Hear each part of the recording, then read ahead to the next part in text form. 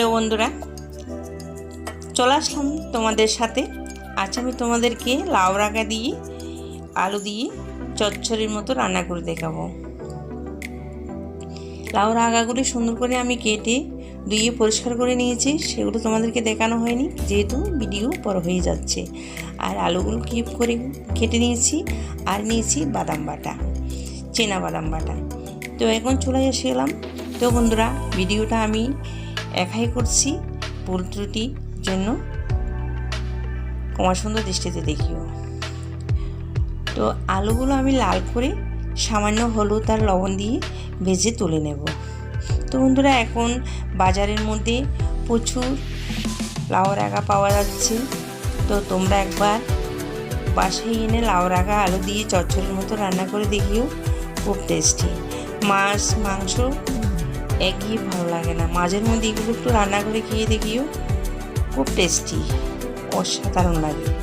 তো আমি বাসায় মাঝের মধ্যে রান্না করি, তোমরাও রান্না করে দেখি। তো আমার ভাজা হয়ে গেল, এখন আমি এগুলো তুলে নেব। তো বন্ধুরা,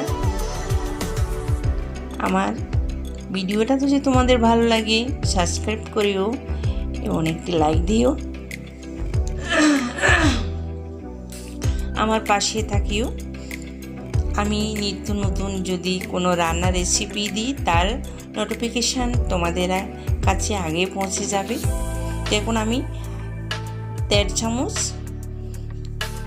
মরিচ গুঁড়া, 1/2 চামচ হলুদ গুঁড়া, 1/2 চামচ ধনিয়ার গুঁড়া, এই 3টা মশলা দিয়ে রান্নাটা আজকেই রানবো, আর কিচ্ছু দেব না। তোমরাও সেভাবে অবশ্যই বাসায় রান্না করে দেখিও, খুব টেস্টি। এভাবে আস্তে আস্তে নাড়াচাড়া করে একটা ঢাকা দিয়ে রান্না করে নেব। দেখো, অনেক কমে আসছে। এই পর্যায়ে এসে আমি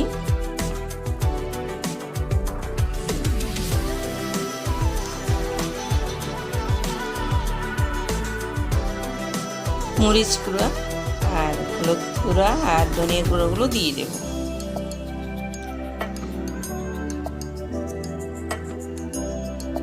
এটা আমি আমিষভাবে রান্না করেছি। রসুন দিয়েছিলাম 4-5টা, পেঁয়াজ দিয়েছি একটা। যারা নিরামিষ রান্না করবে বা ভগবানের ভোগের জন্য রান্না করবে, তারা রসুন পেঁয়াজটা স্কিপ করবে। তো আমি এটা আমিষ হিসাবে রান্না করে দেখাচ্ছি। মশলা দেওয়ার পর আমি ভেজে রাখা আলুগুলো দিয়ে দিয়েছি। তো ঢেকে দিয়ে প্রায় 7-8 মিনিট রান্না করেছি, সেটা তোমাদেরকে দেখানো হয়নি। তার মধ্যে আমি নাড়াচাড়াও করে দিয়েছি। এখন দিয়ে দিচ্ছি বাদাম বাটা। বাদাম বাটাটা অবশ্যই দেবে, বাদাম বাটাটা দেওয়াতে তরকারিগুলো খুব টেস্টি হবে।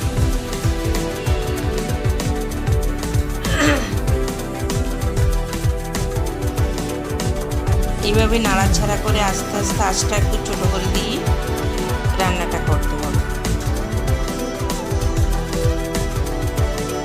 লবণ স্বাদ মতো সব কিছু দিয়ে দিয়েছি। এখন আমি ঢাকা দিয়ে এই রান্না করে দেবো।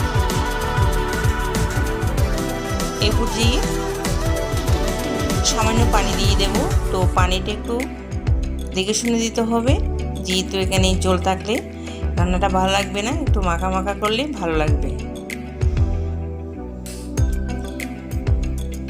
বন্ধুরা, সবসময় আমার পাশে থাকিও, আমিও তোমাদের পাশে থাকবো। যে রান্নাটা প্রায় হয়ে গেল,